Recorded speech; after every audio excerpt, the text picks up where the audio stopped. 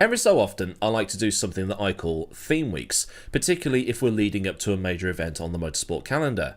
Or I could do them if I do one story and then go, ooh, that's interesting, this bit and this bit and this bit and this bit also deserve their own storytime installments, but I usually tackle them when I get to them. This week, we're leading in towards a weekend that will be loaded with racing. Not as loaded as Sunday the 25th of May was this year, with Indy, Monaco, the BTCC, MotoGP and the Coke 600, among others being on that day, but this weekend it will be the Canadian Grand Prix and the 24 Hours of Le Mans, and you can bet that both will be covered in the lead up to those events. Unless something big happens in the world of Formula 1, in which case, abandon that plan and talk about that instead. I suppose there was the news that Max Verstappen's esports team had been caught cheating at the iRacing Nürburgring 24, although, let's be honest, it's not exactly the most egregious thing I've ever seen in the world of esports. But, esports guys are going to esports, aren't they? If there's an exploit that they want to use, they're going to use it. But anyway, we've got Canada and Le Mans. The circuit Gilles Villeneuve is one of my favourite circuits to drive in racing games, and Le Mans is one of the biggest races of the year. And Le Mans being completed means that the unofficial Triple Crown will be completed for 2025. And then people will spend the next few days crying and whining over the sports car racing bogeyman that is balance of performance. And people moan about it whenever I bring it up in videos. But let's be honest, you have a choice. You can not have BOP and then see the costs skyrocket until the manufacturers pull out until just one remains and then that manufacturer wins everything in sight. Or you can have balance of performance, and it means that costs, power, downforce and so on are all kept under control. And you get loads of really cool shapes on the grid, and nobody's able to just simply buy victory every week. I'll pick the latter, thanks. But as mentioned, the Canadian Grand Prix and the Circuit Gilles Villeneuve is an event and track that I quite enjoy. And in 2007, we not only had a great race at the Circuit Gilles Villeneuve, but we also held our collective breath. Because there wasn't just a crash, there was a massive crash. The 2007 season was a season that went down in history for several reasons. You had three drivers that were able to win the championship. Ferrari was back. Raikkonen was looking like he might finally win the championship that year, and it was a championship that had eluded him for so long at McLaren. And at his former team in McLaren, the reigning world champion had left Renault for a change of scenery, while in the other car was a rookie who had just won the GP2 championship, and was hotly rated. Expectation was also pretty high for that rookie, not just in Britain but everywhere else, because he'd put on a spectacular comeback drive at Turkey, lapping many tenths if not a second faster than everybody else, as well as being brave or stupid enough, delete as appropriate, to lob it in 3 wide at Maggots at Silverstone. There's also that online story, which later turned out to not be true, about the events that led to all of this. The story that Schumacher, Brawn and Todd were getting a bit too big for their boots, and that their control had got a little too much for Luca de Montezemolo to deal with. So the massive power play that was allegedly going on shifted the F1 dynamic around a bit, and changed F1 history forever. The game of 4D chess between Ron Dennis and Luca, with Ron signing Alonso in 2005, which then forced Kimi's hand. Kimi then signed for Ferrari, pushing Schumacher out as Luca wanted, with Montoya jumping ship in the latter part of the season, which ultimately led to this rookie being signed. Not John Nolan, but Lewis Hamilton. But nobody expected the 2007 Formula 1 season to turn out the way that it did. It was almost like the drivers and teams got the script from Bernie, took one look at it, decided it was boring, and then chucked it in the bin. In his first ever race, Hamilton had qualified a respectable 4th, but then decided he was going to go for it into the first corner, and overtook his teammate and reigning world champion Alonso into turn 1. A move that made everybody go, alright, sorry, who are you? But imagine if Tsunoda had done that to Max in his first race for Red Bull. Well, I mean, the second car needs to get close first, but either way, at the end of that race, the scene was set for the season. Raikkonen first, Alonso second, Hamilton third. But Hamilton could not be kept off the podium. It was like he was addicted to champagne or something.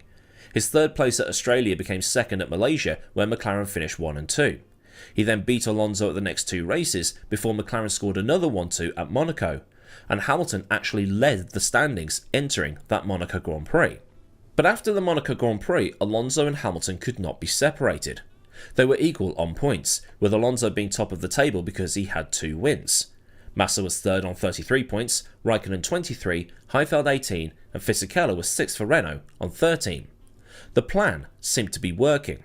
Raikkonen had been through a couple of rough races, so if McLaren kept this up, it was an easy drivers and constructors double. Yeah, about that, but that's a video for another day. The talk going into the Canadian Grand Prix was about when, not if, Hamilton would take his first win. He'd been on the podium at every race so far this season, with Raikkonen and Alonso not having that same consistency. And I have checked the race reports for the Bahrain Grand Prix, because there will be somebody going, you completely failed to mention that this happened. But all I can see here is that Alonso and Hamilton were both struggling with a loose car that day. Ferrari was expecting to do well at the next race. The McLarens had been dominant at Monaco, but at a test session at Paul Ricard in the break between Monaco and Canada, the Ferraris had a straight line advantage that should have served them well on the circuit Gilles Villeneuve's long back straight between the hairpin and the chicane. Renault were also confident, with Fisichella noting that his car had better turn-in now and had better braking performance compared to before. But Ferrari's confidence evaporated when qualifying began. While Raikkonen had taken first session, or Q1 honours, he couldn't keep up the pace, while the McLarens ended up finding time. Raikkonen lost a tenth between the two sessions, but Hamilton found 3/10. When the third session started, Hamilton went slower, but that's because of the fuel rules at the time, while Raikkonen's times did not break into the 1:15s all weekend. He was 7/10 slower than the McLarens. So what were the fuel rules then? You qualified on your race fuel? Sort of. The teams put in their race fuel, declaring how much they were going to start the race on, but because the third session in those days was so long, the cars would go out and burn as much fuel as possible before slamming in the fastest lap they could, and then, after the qualifying session, they topped the tanks back up. This led to the third session being dull as for a while, and then kicking off right at the end when the cars didn't have as much fuel in. Needless to say, this rule was changed for 2008. But the standout performance of that qualifying session was our boy Takuma Sato, who'd qualified in 11th. Not only was he just 1/10 off getting into the third qualifying session, he'd outqualified both of the factory Hondas by a second. If there'd been one thing that Hamilton had shown he was good at in this season, it was his reflexes and getting the power down at the start, even with this being the last year of traction control. But this time, Lewis had been slower off the line than normal. Maybe it was first pole jitters or something like that, I don't know, but either way, he was slow off the line, and found himself under pressure into turn 1 from Alonso, who had started alongside him, and also Heidfeld's BMW that started third. Ooh, actually, a video on Nick Heidfeld. I need to do that in the future, don't I? Lewis covered off Fernando, but then noticed that Heidfeld was going to try and move up the inside, so Lewis moved to cover that off, similar to how Piastri had done the same thing with Russell at Imola this year and not watched Verstappen. But instead of Alonso swooping around the outside like Verstappen did at Imola, he blew the corner completely and had to cut across the grass. Now this is a Mandela effect moment on my part, but I was always under the impression it was because Lewis squeezed Fernando. But it wasn't. Fernando locked up a tiny bit and went across the concrete, before having to go across that strip of grass and the Honda graphic on said grass. Because of the layout of that turn 1-2 section, he was lucky that it was only Heidfeld he lost a position to. Lewis, meanwhile, stayed in the lead. But it actually wasn't the first time that Fernando had done this in 2007. He tried exactly the same move at Barcelona and ended up having to cut turn 2 there as well. Although, in Fernando's defence, he was biffed off by Massa, similar to what Russell had done to Verstappen at Spain this year. One thing that Verstappen had that Alonso didn't was 997 acres of tarmac runoff area. In 2007, that corner was gravel. Further back, Raikkonen had fluffed his start and had been overtaken by Rosberg, who had gone from 7th to 5th by turn 2. Massa had also managed to muscle his way past, so Raikkonen had dropped from 4th to 6th, while Massa was now in 4th with Rosberg 5th. Sato in the Super Aguri was into the top 10 already and having sniffs at Mark Webber's Red Bull, which was another car that had been slow off the line, dropping 3 positions to go from 6th to 9th. Hamilton had leapt into a 2-second lead by the end of the second lap. By the end of the first lap, he was 1.5 seconds in front of the BMW of Heidfeld, although low fuel and a straight line missile will help you in getting those gaps. But Alonso, who was behind Heidfeld now, was struggling. He just could not get close to the BMW in front, and he was having traction issues coming out of the hairpin. Alonso then started to slip back around lap 3 while the gap between Heidfeld and Hamilton stabilised. Webber meanwhile tried to go around the outside of Kubica into turn 1 but ended up spinning and dropped to 14th. But overtaking was proving to be tricky in general. Only Webber was making moves as he tried to get back up through the field, and Kovalainen was struggling to overtake Scott Speed, who was holding him up in 16th. Kovalainen eventually did get past the Toro Rosso, although Speed made it a lot easier for Kovalainen because he clanged into the back of Wurtz's Williams and knackered his front suspension. Raikkonen, meanwhile, was maintaining 6th place, with James Allen on ITV's commentary saying that there were a lot of glum faces in the Ferrari camp and within the Italian media, because it was being reported that Raikkonen's performances so far weren't good enough, and the Italian press was being a bit, you said this guy was a good driver, where's the results? Now, they didn't know what was to come later on, but I bet those words were well and truly eaten come the end of the season. But while Raikkonen tootled around in 6th, there were a few dicey moments. Liuzzi brushed the wall a couple of times but was able to continue with no real damage. But it was Alonso that was going to shock everybody with a moment. Fernando had gone off again at turn 1. A few laps later he did exactly the same thing he did on lap 1 a third time, and as a result he lost 3rd place to Massa. Hamilton was in a world of his own at the front, lapping around half a second faster than Heidfeld and building the gap nicely for his first stop, with the two of them going to around lap 21 or 22 before stopping, and this showed off their intended strategies to the rest of the field. But as Hamilton left the pits, a stop that demoted him to 4th, Adrian Sutil had stacked it, and it's amazing how it took so long for people to realise on TV what had happened. The double wide yellows were out between turns 4 and 5, but there was no actual indication that somebody had had a crash there. It was quite weird by 2025 standards, because you think as 2007 being ultra modern, when really, well, there were still a few holes in the broadcast. Safety car rules were a bit weird back then. The cars had to queue up and then the pits would be opened. It was a new rule for that year, and some drivers, if they were low on fuel, would have to pit in a closed lane and then cop the penalty for it. Rosberg and Alonso were 2 of those drivers, and they got 10-second stop-go penalties for it. When the pits opened, 8 cars came in, but at least 2 of them left when the light at the end was red. That's a disqualification. Harsh, but rules are rules. The race got underway again on lap 27 or so, but within 3/4 of a lap they had to bring the safety car out again because Robert Kubica had had the almightiest of shunts. It happened here, at this kink before the hairpin. Kubica had hit the Toyota of Trulli and got a little bit of air as he hit the grass. With the 2 front wheels off the ground, that BMW was not going to turn in, nor was it going to stop. It was going to be a one-way trip to the scene of the accident, a concrete wall on the outside, which was going to be hit at around 140 miles an hour or so. If you've seen the crash on the official F1 YouTube channel, it was like a bomb had exploded on the car, with the crunch of the impact being heard over the sounds of those V8 engines. The BMW hit the wall, bounced off, dug into the grass, rolled over, and then ended up in the outside runoff at the hairpin, with Robert's head being yanked around because of the G-forces, even with a hands device on. In the modern world, it's a red flag all day long because of the debris and the severity of the smash, but in this instance, it was just a safety car. How things have changed. Liuzzi's car behind was peppered with debris as he was the next car on the scene, with the sound of carbon clinking off his car and helmet being picked up by the onboard microphones. Even though we know Kubica escaped with just a concussion and a sprained ankle, that crash never gets any easier to watch. And I think in all the time I've been doing YouTube, it's probably the worst non-fatal crash I've watched as part of research for a video.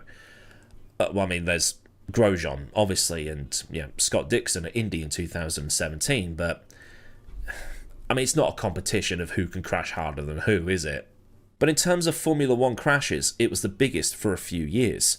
There was Jensen at Monaco in 2003, and that was probably the last scary one prior to this, and then there was Takuma Sato at the A1 ring in 2002, when Heidfeld went backwards into him at a rate of knots. But this crash hit the audience and the media in a different way, probably because of how much carnage the crash caused and what Robert had hit. He'd ploughed into a concrete wall at incredibly high speed, and it could have gone a multitude of different ways had several things happened ever so slightly differently. The crash was so violent you could see his feet just below the Intel sticker on the nose. How he didn't break any bones is beyond me, and given how he would later have his rally crash between him and Alex Zanardi, the two are basically indestructible. Captain Scarlet fears these guys. The safety car was called again on lap 50 because Albers had crashed, and then again on lap 55 because Liuzzi had hit the wall too many times to continue, ending his race in the Wall of Champions. The marshals had also put cement dust down at the site of Kubica's crash so it could absorb all the gearbox, hydraulic fluid and other liquids that would have been spilt, and that affected a couple of the drivers, with Raikkonen going wide after losing grip on that dust. In doing so, Takuma Sato moved up into 10th position, and in between the safety car periods for Kubica and Albers, Alonso had taken his 10-second stop-go and was trying to pace his way back to the front. Alonso had been dumped down to 15th after his penalty, with Rosberg nearby. He made his way up one spot thanks to Davidson pitting from 3rd to find nobody in his box, and then overtook Wirtz on lap 40.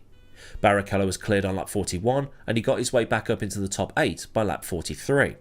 On lap 50, he'd closed up to Raikkonen, who was unable to repass Sato's Super Aguri. It wasn't until lap 60 that the final safety car came in. Hamilton had to rebuild his lead, but there was still only 20 laps remaining for him to take his first ever Formula 1 victory. The first, as we'd later find out, of a lot. It's a lot. 100 wins. Well, it's 105, isn't it? Mental. But it was actually quite a frustrating drive for Lewis. He was building leads to see them evaporate again for safety car periods. At the same time, Alonso was having a different kind of frustrating race. He'd been across the grass at turn 1 and 2 a total of 4 times over the course of the Grand Prix, taking the final trip on lap 56. It's thought he'd actually damaged the floor when he first went across on lap 1, and that was the reason for his slow pace, while the pit lane penalty was just him being in the wrong place at the wrong time. Alonso managed to overtake Ralf Schumacher's Toyota on lap 61, but his soft tyres with the white line on them to denote said softness weren't really performing too well. Wirtz, who was far back at one point, had inherited 3rd when Barrichello made his final stop on lap 63. Sato, meanwhile, was chasing down the Toyota in his B-Tech Honda, and after harassing Schumacher for a few laps, he managed to get by and get up to 7th. But Takuma-san wasn't done yet. His hard tyres had a lot more to give than the softs, and with Alonso potentially nursing a damaged car, he overtook the McLaren around the outside of the Wall of Champions chicane with a couple of laps to go, and then opened in just 2 laps, a gap of over 5 seconds. As Alonso slipped back from the Super Aguri, the other McLaren of Hamilton was about to cross the line and make history. Now let's be honest here, whether you like Lewis or you utterly despise Lewis, who thought at the time that this was going to be the first in a record-breaking tally of wins? I don't think anybody did. I think a lot of us expected Schumacher's tally to last forever. Hamilton had driven like he'd got 10 years experience rather than as a rookie, dealing with the pressure of converting his first pole and also having to manage a total of 4 safety car restarts, with the braking zone of the hairpin being a bit sketchy because of the fluids dropped by Kubica's car. He took the win from Heidfeld by 4 seconds. Wirtz had managed to strategy his way into 3rd and was closing in on the BMW towards the end, but settled with a great result for Williams. Kovalainen also managed to score big, this being despite starting from the back of the grid because of an engine penalty, and Raikkonen managed to finish in 5th. Sato was the hero of the day with 6 in his Super Aguri, while Alonso, Schumacher, Webber and Rosberg finished off the top 10. It was certainly a race of attrition, with 8 retirements, and Massa and Fisichella were disqualified for their pit lane red light jumping. Ferrari, meanwhile, were left scratching their heads. Massa said to the media afterwards that Lewis deserved the win, but Ferrari needed to look at themselves and wonder where all the pace had gone. They'd been pretty good in a straight line in that test session, but they were nowhere at Canada compared to the McLarens, with Massa saying that if they don't find any pace soon, then the championship would be a lot harder for them. But really, while Hamilton celebrated the first of many wins that would come, the focus was on how Kubica was doing. The reports coming out early on had suggested that he'd broken his leg, but this was then officially confirmed as a sprained ankle. Formula 1 had seen a spectacular race, with safety car luck, plenty of to and fro in terms of drivers moving up and down the field because of the safety car and the pit stop rules, and also experienced drivers who should be in contention for the championship making rookie mistakes, all while the actual rookie romped off to win. It had been an up and down race that you couldn't take your eyes off, and as a 16-year-old I was glued to the telly for the entire Grand Prix because I wanted to know what was going on. But at the same time, Formula 1 had had a very scary accident and a very lucky escape. But 12 months later, Robert would more than make up for it when they came to Canada again. So then, a look at the 2007 Canadian Grand Prix, where Formula 1 had a very lucky escape as one of the accidents could have been much worse than it was. If this has been a fun look through the motorsport history books, then do give the video a like so I know I've done a good job, and for more stuff from this channel, get subscribed and also get the bell on so you never miss out on any future content that I create. because apparently my title is Content Creator. Massive thanks as ever go out to the rad lads over at Patreon for the continued support, and if you want to help with the picture purchasing piggy bank, a link to Patreon is in the description, along with links to Discord, socials, affiliates and any other bits and bobs you might want or need to know. Well, there's super thanks if you want to do a one and done donation, and memberships for Patreon without the Patreon. So until next time, I've been Aidan Millward, have a great day wherever you are, and goodbye.